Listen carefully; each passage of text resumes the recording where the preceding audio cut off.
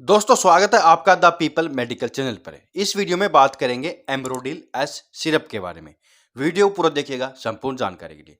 जानेंगे इसकी डोज के बारे में, इसके यूज के बारे में, इसके साइड इफेक्ट के बारे में, कहां पर सावधानी रखनी है, कौन इसका यूज करता है। तो देखिए एम्ब्रोडिल एस एक ब्रांड नेम आता है एरिस्टो कंपनी का। एरिस्टो फार्मास्यूटिकल कंपनी इसको बनाती है। लगभग ये 33 रुपए के आसपास, 30 रुपए के आसपास दवाई की दुकान पर, केमिस्ट स्टोर पर मिल जाती है। इसको डॉक्टर प्रिस्क्राइब करते हैं। आप भी कभी भी सेल्फ यूज मत कीजिएगा। एलोपैथिक मेडिसिन आती है, इनके साइड इफेक्ट हो सकते हैं, रिएक्शन हो सकता है, तो इस चीज का ध्यान रखना है। दोस्तों ये छोटे बच्चों में नहीं दी जाती, बड़ा व्यक्ति है, एडल्ट पर्सन है, वहां पर इसका यूज किया जाता है। चाहे महिला हो चाहे पुरुष हो, कोई भी इसका यूज कर सकता है डॉक्टर की सलाह से। देखिए ये एक पीने की सिरप आती है, इसको पिया जाता है। इसके साथ एक मेजरमेंट प्लास्टिक का छोटा सा कप भी आता है, जिसे आप डोज मेजरमेंट करके ले सकते हैं।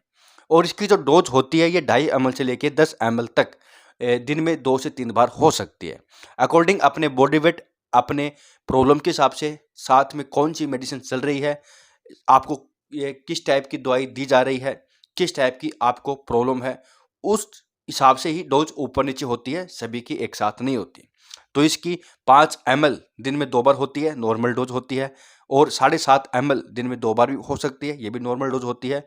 ये भी हो सकता है कि 5-5 ml दिन में 3 बार भी हो जाए। तो ये नॉर्मल डोज होती है, 1 वीक तक चलती है। 1 वीक के अंदर आराम नहीं आए तो डॉक्टर को फिर से जरूर दिखाना चाहिए।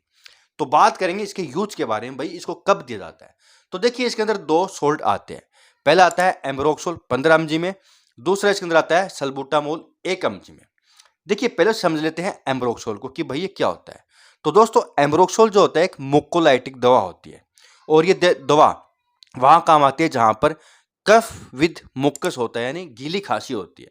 गीली खांसी यानी कफ जमना, बलगम जमना, चेस्ट में जकड़न महसूस होना, टाइटनेस महसूस होना, सांस लेने में दिक्कत होना, कफ जम जाना लंग्स में, नाक में, जो वाइंड पाइप होती है, श्वास नली होती है, उसमें जब कफ जम जाता है तो उस वजह से खांसी आती है। और खांसी ऐसी आती है कि दर्द होने लगता है, बार बार में आती है, कफ महसूस होता है लेकिन कफ निकल नहीं रहा। तो उसमें ये मुकोलाइटिक दवा काम करती है, जिसको नाम कहते हैं एम्ब्रोक्सोल। तो एम्ब्रोक्सोल जो होता है एक मुकोलाइटिक होता है, कफ को पतला कर देता है और ढीला कर देता है, जिससे कि कफ बाहर आ जाता है और प्रॉब्लम धीरे धीरे ठीक हो जाती है। तो वहां पर गीली खांसी में दी जाती है।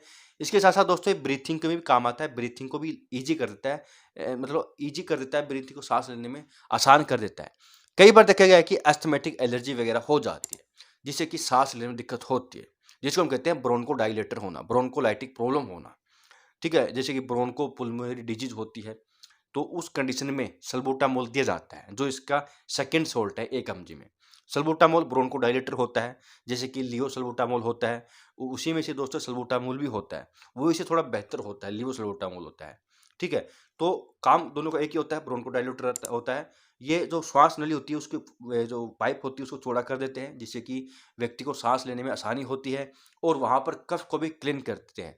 इसके साथ साथ दोस्तों मसल्स को भी रिलैक्स करते हैं, जो श्वास नली मसल्स होते हैं उसको भी रिलैक्स करते हैं, जिससे कि व्यक्ति को आसानी हो, सांस लेना आसान करता है।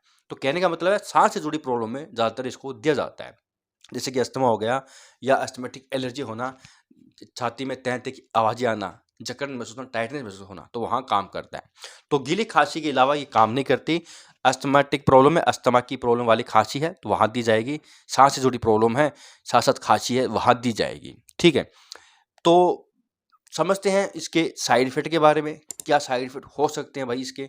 तो देखा गया है कि इसको लेने के बाद थोड़ा हेडेक हो सकता है, या मसल्स के अंदर क्रैम्प आ सकते हैं, या देखा गया कि हार्ट रेट इंक्रीज हो जाती है, शुगर भी बढ़ सकती है। अगर कोई व्यक्ति शुगर पेशेंट है तो उसको बार बार मॉनिटरिंग करनी पड़ सकती है अपने ग्लूकोज लेवल की, तो थोड़ा सा ध्यान रखिएगा।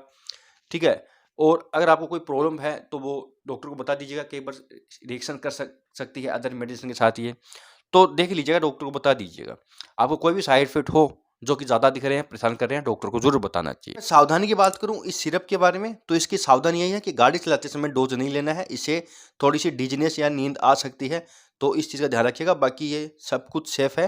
प्रेगनेंसी ब्रेस्ट फीडिंग में भी डॉक्टर की सलाह से ले सकते हैं, बिल्कुल सेफ है। तो दोस्तों संपूर्ण रिव्यू था एम्ब्रोडिल एस सिरप के बारे में। यहाँ तक वीडियो देखने के लिए बहुत बहुत धन्यवाद।